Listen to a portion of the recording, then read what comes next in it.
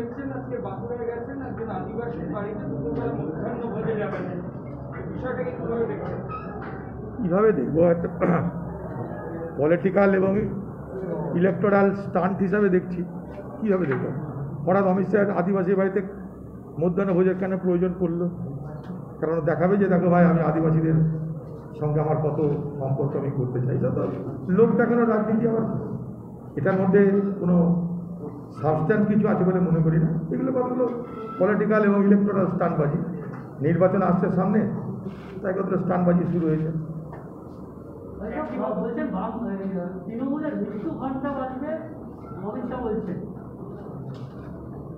দেখুন, অমিত শাহ কী বলছে তার জবাব দেওয়ার জন্য এখানে আমি বসে নাই। কংগ্রেস কী বলছে যদি জানতে চান তাহলে কংগ্রেসের ভাবনার কথা জিজ্ঞেস করুন। মানে অমিত শাহ কোথায় কী বলবে, আমি কী করবো সেগুলো? হ্যাঁ, নেওয়া হবে তো।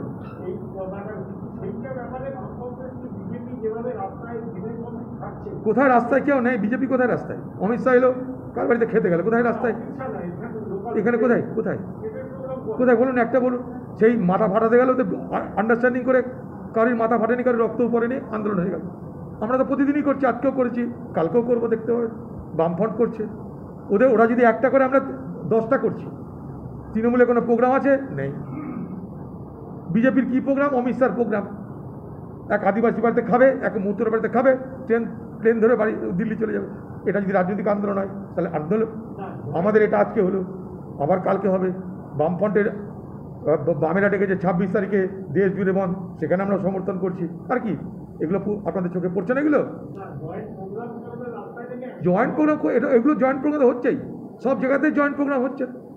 যেখানে যেমন প্রয়োজন জয়েন্ট প্রোগ্রাম হচ্ছে। কে বলছে হচ্ছে না? আমরা ফর্মালি কোন ইস্যুতে জয়েন্ট প্রোগ্রাম করো সেটা এখনও বলিনি। আমরা বলেছি যে আমাদের সময় দিন, কারণ কালী পুজোটা পার হোক, কংগ্রেস কর্মীরা একটু রিল্যাক্সিং মুডে থাকে। কালী পুজো পর্যন্ত সারা বাংলা জুড়ে ফেস্টিভ মুড থাকে, সেই ফেস্টিভ মুডটা পার হলেই জয়েন্টলি নামবে।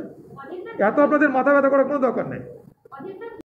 দিদি মতুয়া বাড়িতে যেহেতু অমিত শাহ যাবে, দিদি তার থেকে বড় মতুয়া, সেটা প্রমাণ করতে হবে। দিদি এবার একটা পুরস্কার করে দিন, মতুয়া শ্রী করে দিন কাউকে। 10 কোটি টাকা, পশ্চিমবঙ্গে কয়েক লক্ষ কি কয়েক কোটি মতুয়া আছে। কত মতুয়া আছে? এর আগে নবশুদ্ধদের জন্য করলো, তা নবশুদ্ধরাও তো মতুয়া। উত্তরবঙ্গে নবশুদ্ধ, তারাও তো মতুয়া। তা 10 কোটি টাকায় কোন মতুয়ার পকেটে পয়সা যাবে বলুন না? আরে ভাই, সার্বিক উন্নয়ন করুন, একটা কেককে বড় করুন, দিয়ে ভাগ করুন। অর্থনীতিটাকে বড় করুন, দিয়ে ভাগ করুন। কেক ছোট, আপনার কোন দিকে টানবেন? বাঁ দিক কাটবেন না ডান দিক কাটবেন? একে দিতে গেলে ও পাবে না, ওকে দিতে গেলে সে পাবে না। তার থেকে কেকটাকে বড় করুন, অর্থনীতিটাকে বড় করুন, সবাইকে দিন। এই ছেঁচড়ামি রাজনীতি না করা ভালো। মতুয়াদের জন্য দিদি এতদিন ভাবলো না, ভোট আসার 6 মাস আগে মতুয়াদের জন্য দিদির চিন্তায়, ভোট আসার 6 মাস আগে অমিত শাহের চিন্তায়। এখন সিটিজেনশিপ অ্যাক্ট কোথায় গেল, এনআরসি কোথায় গেল, এই নিয়ে বাংলায় আলোচনা শুরু হবে। কিন্তু আমাদের চাকরি কোথায় গেল কেউ বলছে না, শিল্প কোথায় গেল কেউ বলছে না, স্বাস্থ্য কোথায় গেল কেউ বলছে না, করোনা থেকে বাঁচবো কী করে তাকেও বলছে না, বাজারে জিনিসপত্র দাম আগুন কেন তাকেও বলছে না। কোথায় চলেছি আমরা?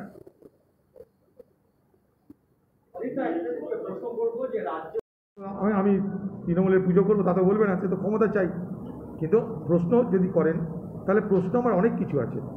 যে আজ পর্যন্ত এই বিজেপি সরকার সারা ভারতবর্ষের জন্য কী করলো? বাংলা কথা ছেড়ে দিলাম, বলুন সারা ভারতবর্ষে কী করেছে? আজ অর্থনীতি থেকে আরম্ভ করে ভারতবর্ষের দুরবস্থা দেখো না। ভারতবর্ষে এত বড় একটা প্যান্ডেমিক, করোনা, সেটা সামলাতে পারছে এই সরকার? পারছে না। অর্থনীতি সামলাতে পারছে? পারছে না। দেশ জুড়ে হাহাকার বাড়ছে? বাড়ছে।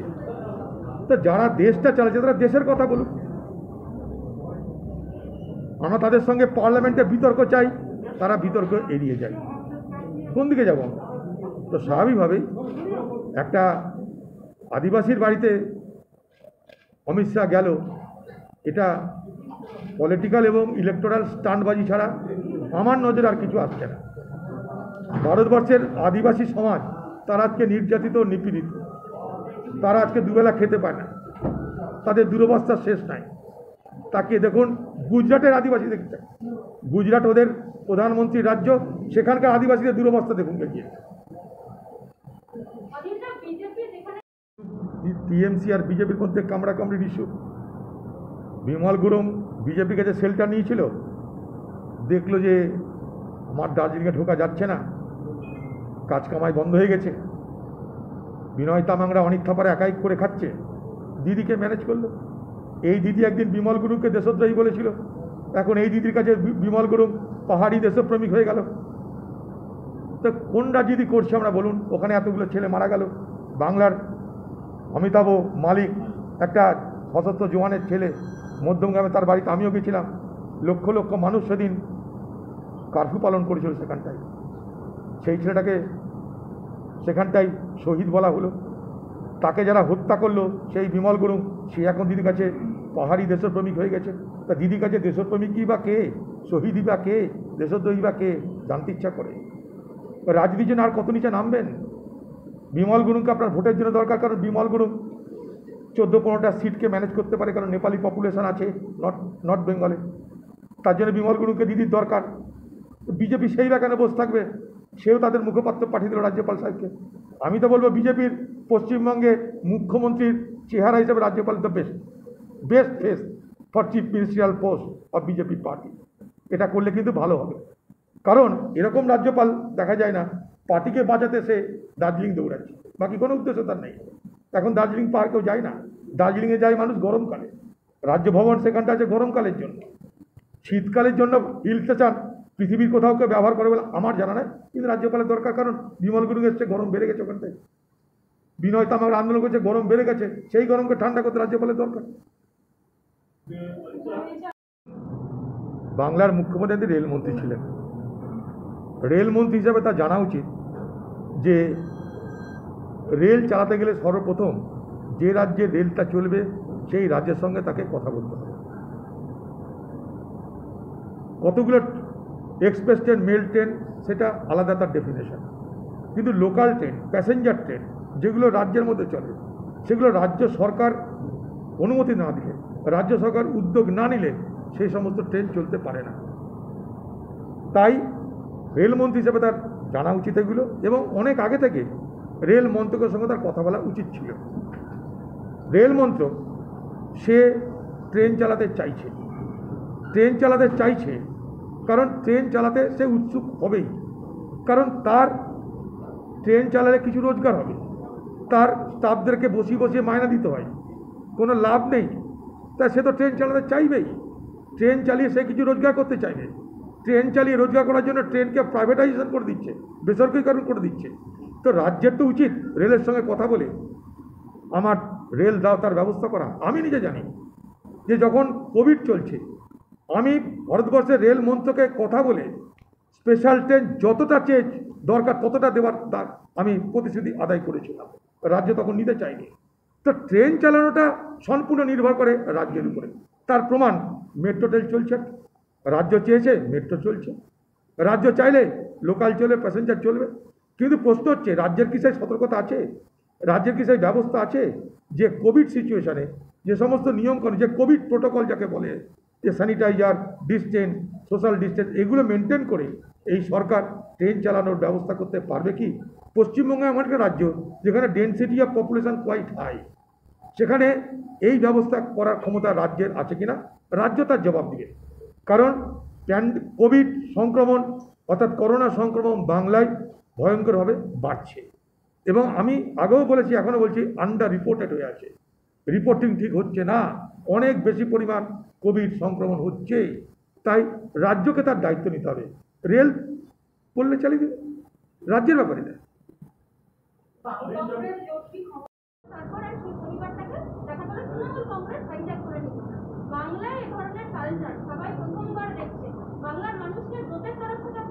আপনারা খুব ভালো প্রশ্ন করলেন বোন আমার।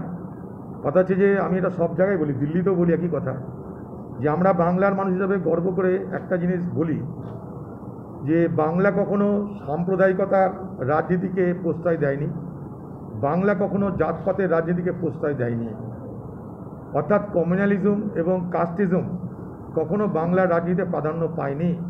বাংলার রাজনীতিতে মানুষের ভালো মন্দ প্রাধান্য পেয়েছে, মানুষের পাওয়া না পাওয়া প্রাধান্য পেয়েছে, মানুষের অধিকার প্রাধান্য পেয়েছে। কিন্তু কয়েক বছর যাবৎ আমরা দেখতে পাচ্ছি বাংলার রাজনীতিতে যখন থেকে বিজেপির অনুপ্রবেশ ঘটেছে তখন থেকে সাম্প্রদায়িকতা বাংলার রাজনীতিতে প্রভাব বিস্তার করতে আরম্ভ করেছে। বাংলার সমাজকে ক্রমশ বিভাজন করা হচ্ছে হিন্দু আর মুসলমানের মধ্যে। ঠিক তার সঙ্গে সঙ্গে জাতপাতের রাজনীতিও ধীরে ধীরে বাংলায় কায়েম হচ্ছে। এবং এই মমতা ব্যানার্জি বিজেপি যেভাবে বাংলায় সাম্প্রদায়িক কার্ড খেলছে, ঠিক একই কার্ড মমতা ব্যানার্জিও খেলতে গিয়ে খেলে বিজেপিকে কাউন্টার করতে চাইছে। অর্থাৎ মমতা ব্যানার্জি প্রমাণ করতে চাইছে তিনি বিজেপির থেকে বড় হিন্দু, এই তার প্রতিযোগিতা চলছে। অর্থাৎ যাকে বলে কম্পিটিটিভ কমিউনালিজম বা কম্পিটিটিভ হিন্দুইজম আজকে তার রণক্ষেত্রে রূপান্তরিত হয়েছে পশ্চিমবঙ্গ। এটা বাংলার জন্যে খুব দুর্লক্ষণ আমি মনে করি। বাংলায় আমরা কেউ জাতপাতের রাজনীতি কোনো দিন করিনি, জানিও না। শিডিউল কাস্ট শিডিউল টাইপ নিশ্চয়ই আছে, আমরা জানি। শিডিউল কাস্ট শিডিউল টাইপের সার্বিক সমস্যার কথা আমরা সবসময় বলি। কংগ্রেস এটা আজ থেকে নয়, স্বাধীনতার আগে থেকে 1930 সালে প্রথম মহাত্মা গান্ধী শিডিউল কাস্টদের নিয়ে ব্রিটিশ সরকারের বিরুদ্ধে আন্দোলন করেছিলেন। অর্থাৎ এগুলো আমাদের কাছে নতুন নয়। কিন্তু শিডিউল কাস্টের মধ্যে এবার দলুই কোথায়, ওরাও কোথায়, এ কোথায়, তা কোথায়, এগুলো নিয়ে বাংলায় রাজনীতি ছিল না। এগুলো নর্থ ইন্ডিয়ার রাজনীতি, অর্থাৎ কাস্ট রিডেন যে সোসাইটি, অর্থাৎ জাতপাত ভিত্তিক যে সমাজ, বিশেষ করে নর্দার্ন ইন্ডিয়া, সেই দিককার রাজনীতি ছিল। সেটাও আমাদের রাজ্যে ক্রমশ ধীরে ধীরে আসতে আরম্ভ করেছে। আমি মনে করি এটা বাংলার যে নিজস্ব সংস্কৃতি, এটা তার সঙ্গে খাপ খায় না। কারণ ভারতবর্ষের অন্যান্য রাজ্যে 30 থেকে 35টা জাতপাত আছে, সেখানে পশ্চিমবঙ্গে রিসার্চ বলছে মাত্র 7টা শিডিউল কাস্টের সন্ধান পাওয়া যায়। এখানে আমরা এই নিয়ে ভাবি না। আমি কখন আপনাকে জিজ্ঞেস করি না ভাই আপনি ঠাকুর না আপনি ব্রাহ্মণ না আপনি চামার না আপনি ডোম। বাংলার মানুষ কেউ কাউকে জিজ্ঞেস করে না। এটাই আমাদের গর্ব, কারণ এখানে নবজাগরণ হয়েছে। এখানে ঈশ্বরচন্দ্র রামমোহন রায়, সারদামণি, রামকৃষ্ণ, বিবেকানন্দদের জন্ম হয়েছে। তাই এই রাজনীতি ছিল না। আমরা কিন্তু বাংলাকে উল্টো পথে নিয়ে যাচ্ছি। রাজনীতি আজ আছে কাল থাকবে না, ভোট আজ আছে কাল থাকবে না, কিন্তু সমাজের এই বিভাজন এ বাংলার বুকে স্থায়ী ক্ষত তৈরি করবে বলে আমি মনে করি। তাই কংগ্রেস সকলের জন্য কথা বলবে। আজকে শিডিউল কাস্ট শিডিউল টাইপের জন্য সংরক্ষণ করার কথা কংগ্রেস বলেছে, সংবিধানে তার ব্যবস্থা করেছে, পঞ্চায়েতে তার ব্যবস্থা করেছে। পঞ্চায়েতে শিডিউল কাস্ট শিডিউল টাইপের জন্য আসন কংগ্রেস করেছে। ভারতবর্ষের বিধানসভায়, ভারতবর্ষের পার্লামেন্টে সংরক্ষণ কে করেছে? শিডিউল কাস্ট শিডিউল টাইপের জন্য কংগ্রেস করেছে, সংবিধান সংশোধন করেছে। কিন্তু আজ সার্বিক তাদের কথা না ভেবে তাদের মধ্যে আবার পোলারাইজেশনের কথা বলা হচ্ছে। যারা শিডিউল কাস্ট তাদের মধ্যে নতুন করে আরেকটা বিভাজন করার কথা বলা হচ্ছে। এটা উত্তর ভারতের রাজনীতি, এই রাজনীতির সঙ্গে আমরা পরিচিত ছিলাম না।